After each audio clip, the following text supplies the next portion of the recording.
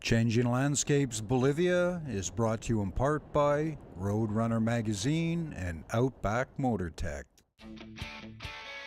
Roadrunner is the most comprehensive resource for motorcycle touring and travel. Read, discover, ride.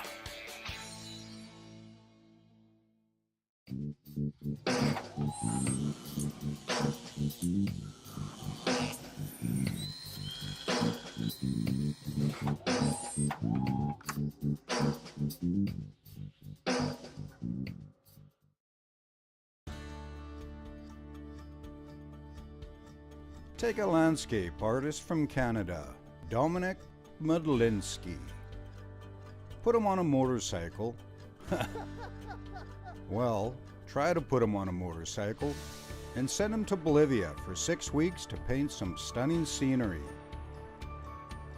Hola. Then take his buddy, Scott Wilson, a travel writer who never shuts up. Put him on another bike, and what do you get? Well, you get lost. You see, the GPS stopped working and the map wasn't worth a crap. Having said that, when they got lost well. They met some great people, ate some fantastic food, and saw what they came for. Changing landscapes.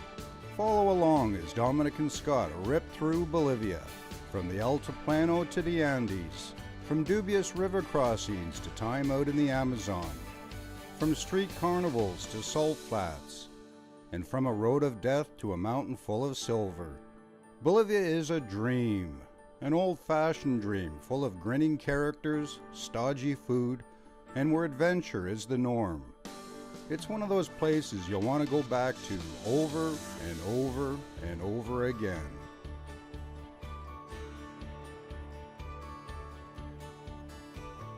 Six weeks in Bolivia.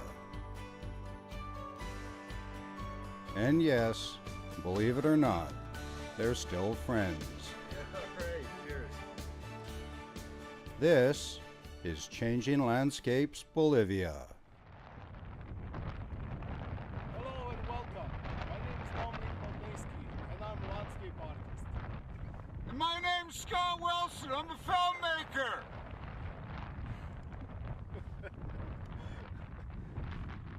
And we'd like to Introduce you to the painting journeys through Bolivia.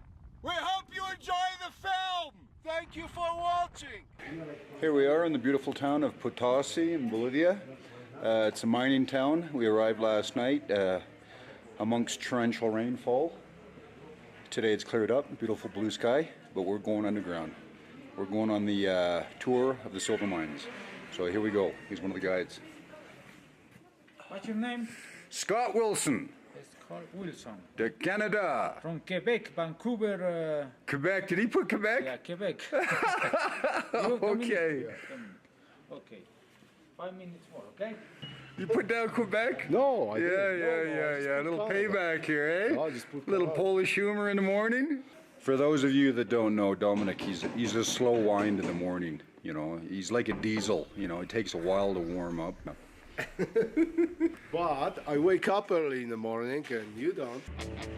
So, it was off to the mines. The Potosi silver mines, that is. But first, we needed to get some kit.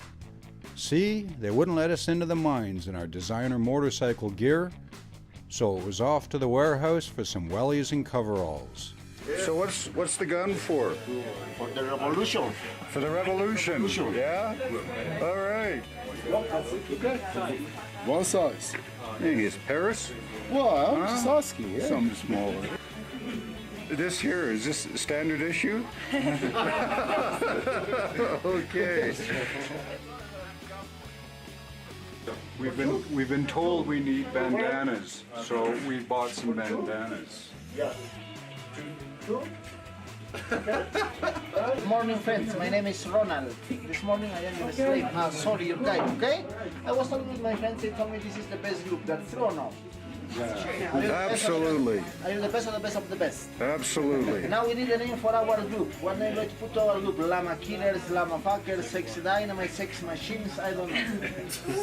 Sexy Dynamite. Yeah, put your hands here, please. All right. My friends, one for all and all for one, okay? When I say three, you have to say Sexy Dynamite, as strong as possible, okay? 1, 2, 3! Sexy Dynamite! After donning on mining gear, we boarded our bus and headed for the miners' market, where we bought some $2 dynamite and other goodies for the miners. Now we are at the miners' market. This is Hernandez Street. In this street there are many shops like this one. If you see here miners can buy everything to work in the mines because they are working for themselves. For example, they can buy helmets, gloves, shovels, chisels, hammers, overalls, masks, everything. Most important thing that the miners come to buy here is this. Do you know what's this? Dynamite. Are you sure? Dynamite cigar with chocolate. It's a cigar, eh? We have collected one. 1, 2, 3, 4, 5, 6. It looks like a cigar, looks like a chocolate, but it's not a cigar, it's not a chocolate. This is the real dynamite. We call the dynamite in miners' expression macaso. Can you pronounce? Macaso. If you see, dynamite is like this. It's gray one. It's very soft. It's like the plasticine or plastilene. You can touch, test, smell it if you want, no problem. This dynamite contains TNT, ammonium nitrite, nitroglycerin past, and some chemical reactions. Dynamite like this is not dangerous. You can do like this, no problem. Also, you can throw. From the miners' market, our next stop was the refining plant. We were on a roll. The plant was a real eye-opener and a good indication of what was to come. There were no glass boxes or cordons here. This was a gloves-off, get-your-hands-dirty kind of tour, the best kind. The tour can take up to 5 hours to complete and costs 100 Bolivianos, around $18. Part of the proceeds, as well as the dynamite, coca leaves, and other goodies bought at the market, go to the miners. All the plants in Potosi used a flotation system to separate minerals from waste. Chemicals, such as cyanide, copper sulfate, and calcium, are added to water, and as chemical reactions occur, separation is achieved. Samples are brought from the mines and evaluated here for mineral percentages, quality, and quantity, so prices can be set. The plant, like most things in Potosi, was a throwback to a past that had been dragged into the present. When our mini tour was over, it was off to the mines. All paintings created during the filming of this series are available for purchase on Dominik's website at www.paintingjourneys.com.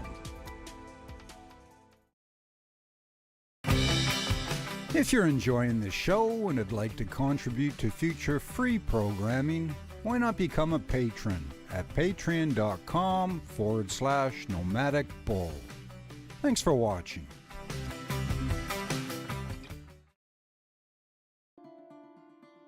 With the discovery of silver in Sierra Rico, which means rich hill in Spanish, Potosi exploded from a hamlet to the largest industrial complex in the world during the 16th century. The mountain was so rich it funded much of the Spanish Empire. Silver was discovered by accident by an indigenous man in 1745. He was bringing his llamas from Cusco, and on the way he lost one. And during his search for the llama, he got so cold he lit a fire, and some silver began to melt. So the story goes. When the Spanish got wind of the discovery, they acted quickly, and mining began. To extract the silver, they hired indigenous workers and introduced a mita system of forced labor.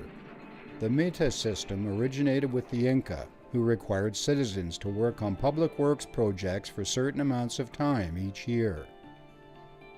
As the silver became more difficult to mine, the Spanish adapted their system to force the miners to spend more time underground. The mine was an extremely dangerous place to be, and the Meta workers were forced to do jobs others refused. It was so dangerous that many considered a job in the mine a death sentence, a thought borne out by the fact that between 8 and 9 million miners have died in Sierra Rico. As conditions worsened and labor shortages grew, the Spanish began bringing slaves from Africa to carry on mining operations.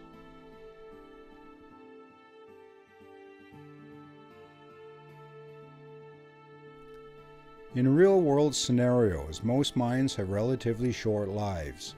They're open, they're mined, they're closed. The miners here, 15,000 of them, continue to mine today, almost 500 years after the first discovery of silver. Some of them begin at the age of 14, and the average life expectancy of a miner today is 45.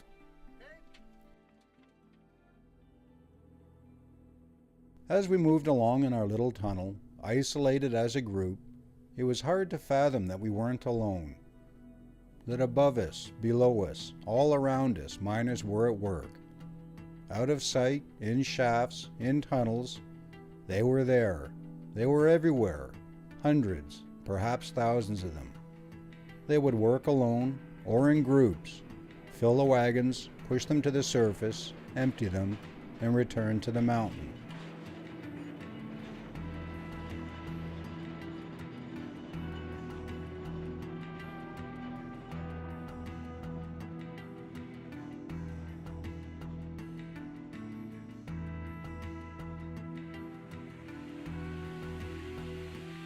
Our guide, Ronaldo, pulled us off the main line and took us on a little excursion. We followed him like school children on an outing. I mean, who wants to get lost in a mountain? This way. Go up like me. It's not too far. It's not too far. If you're ever in Bolivia, in Potosi, and thinking of the tour, don't venture in if you suffer claustrophobia to any degree. Huh? As I said before, this is a get-your-hands-dirty kind of tour, literally, and a very cramped one. Some of the passages were a bit tight, and he threw a couple of climbs in for good measure. What are you doing here? That's a good question.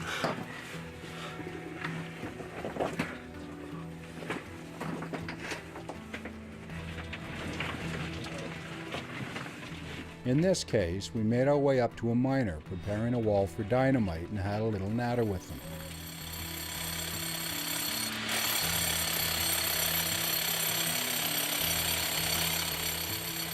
We call this place in miners' expression paraje. It's like the working place, working area belongs to him. Then, he allowed us to take turns on his drill. Miners for a minute.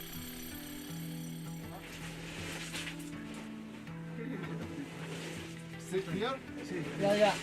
After our little taste with the air drill, it was back down the shaft. What comes up must go down.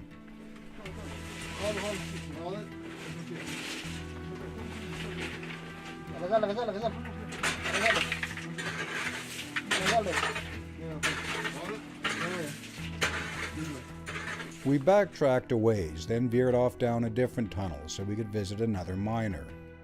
With each visit, Ronaldo doled out a bag of goodies. It was like Halloween, except the goodies weren't chocolate. They were booze, coca leaves, and dynamite. We have like 2 dynamites as well, and 1 coca. We are going to give him the last present, okay? Alfredo, tengo aquí coquita y 2 materialcitos más. With each stop along the tour, we left a bag lighter until finally they were all gone.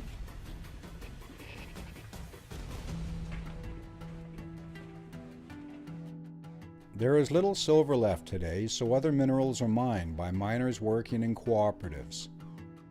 Under the cooperative system, they work the hours they want, when they want, and the mine still provides an above-average income for those that choose to venture underground. By today's standards, by any standards, the silver mines are an environmental disaster. Tailings from the mines are everywhere, and runoff into local rivers is an accepted fact. But when they balance that with the employment provided by the mines, it becomes a problem to be dealt with in the future, if at all. As our guide explained, it's bad for the environment, but what can we do? The tour of the Potosi silver mines is beyond comparison. It's an in-your-face, real as it gets, look inside a working mine. It shows firsthand how miners in Potosi earn their keep, and gives a very good indication of what it may have been like for miners from generations past.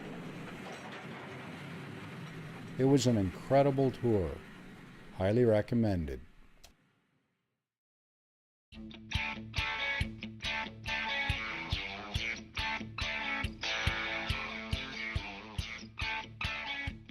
Expertly planned tours complete with maps, GPS files, and area information. Roadrunner is the most comprehensive resource for motorcycle touring and travel. Read, discover, ride.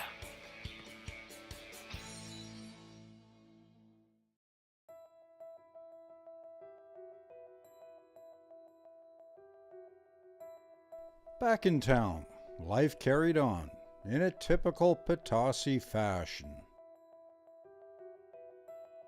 We grabbed a quick bite and had a little wander. Then, as the afternoon rains came, we made our way to the Bolivian National Mint Museum. The Casa Nacional de Moneda is considered one of Bolivia's finest museums, and we were joined by some vocal locals.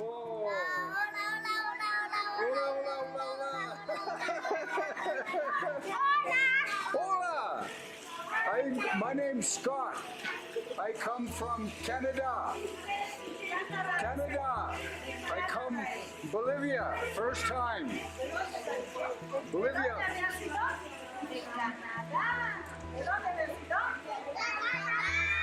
Yeah, Canada. Potosi, Bolivia.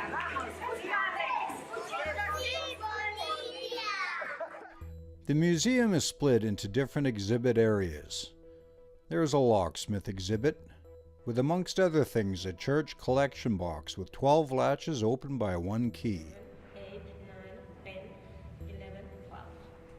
There is also a precious metal exhibit, which was housed in yet another beautifully vaulted room. Then there was a very impressive chapel. Remember, Potosi was the largest city in the New World at one time, and one of the richest cities in the whole world during the 16th and 17th centuries, so it boasted numerous monasteries and churches, one of which was located in the Mint. Then came the artwork, much of which was painted by local indigenous artists.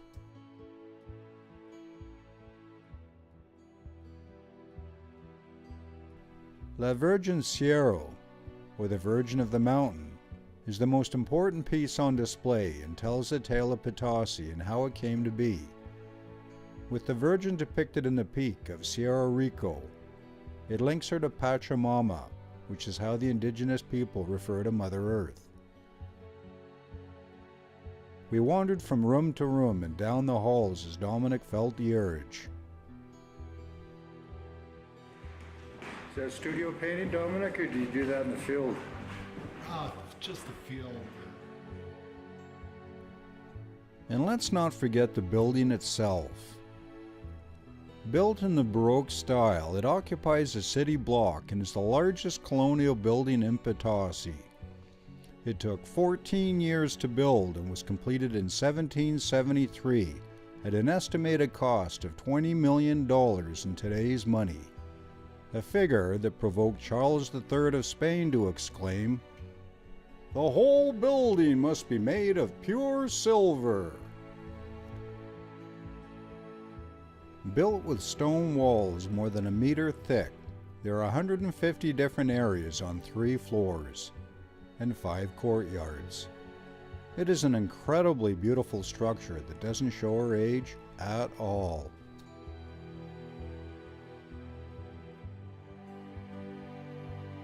But the real highlight of the tour consists of the Mint itself. The mint and its workings were a spectacular homage to technologies from the past. As the mint had such a long history, it had worked through 3 generations of technology, from donkey-powered presses to steam-powered presses, then finally on to electric-powered presses. The first presses, built by hand in Spain from oak, were shipped to Bolivia in pieces and reassembled. In a sense, they resembled the guts of an old timepiece, with wheels and cogs everywhere. A central drive shaft was rotated by 4 donkeys from the lower floor.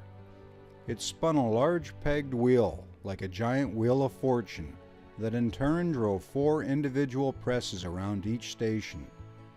There were 3 stations for a total of 12 presses used in flattening silver ingots to the required thickness for coin stamping.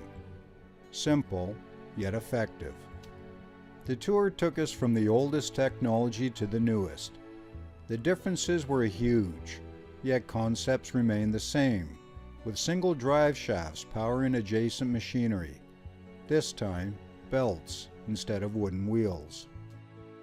The last Bolivianos, the Bolivian local currency, were minted here in 1951, and it is somewhat ironic that today's Bolivianos come from outside of Bolivia, such as the 5 Boliviano coin, which is minted right here in Canada.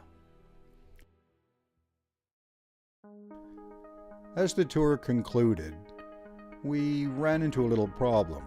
They wouldn't let us out. See how housing and break the rules? That's the first time in Bolivia. Not gonna let us in, out. Well, we have the money, but they don't have a change. They're looking for a lady with the change. They claim everything is on cameras. It's official. Yes. Look, we're locked in the mint. Let me out! Hey. He's gone! Libre! Gracias! After we were done, Dominik headed back to the hostel to catch up on correspondence while I wandered the streets with a camera in hand.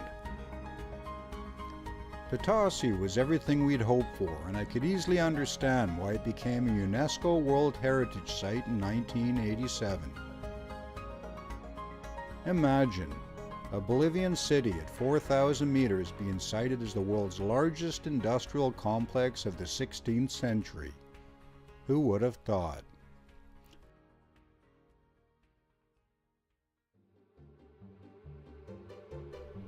Join us next time as we head to the world's largest salt flats. Margaritas, anyone? You have to become very creative with the shapes within the shape. So that's why abstract painting is actually the most difficult way to paint. Only artists who are very skilled in realism are becoming very good at abstract painters.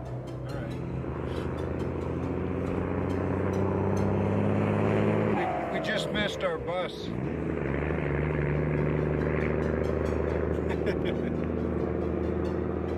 We're stranded on the salt flats.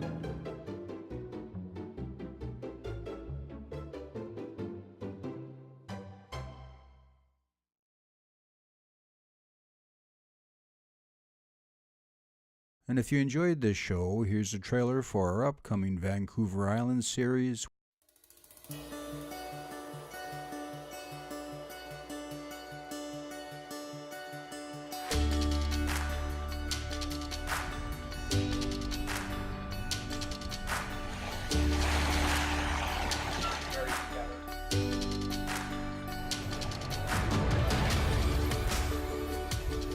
Why is it that whenever we feel the need to go somewhere exotic, we get on a plane and leave?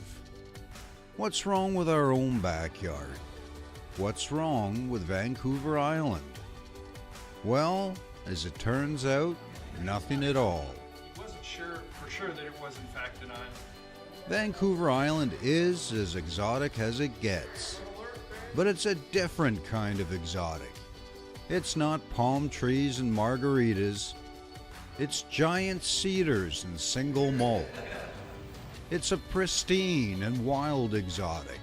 Fish whisper and sardines, they're on camera. Hi, my name is Scott Wilson, aka the Nomadic Bull. Join me and my good buddy, Dominik Medlinski, the Zen guy, as we explore our island.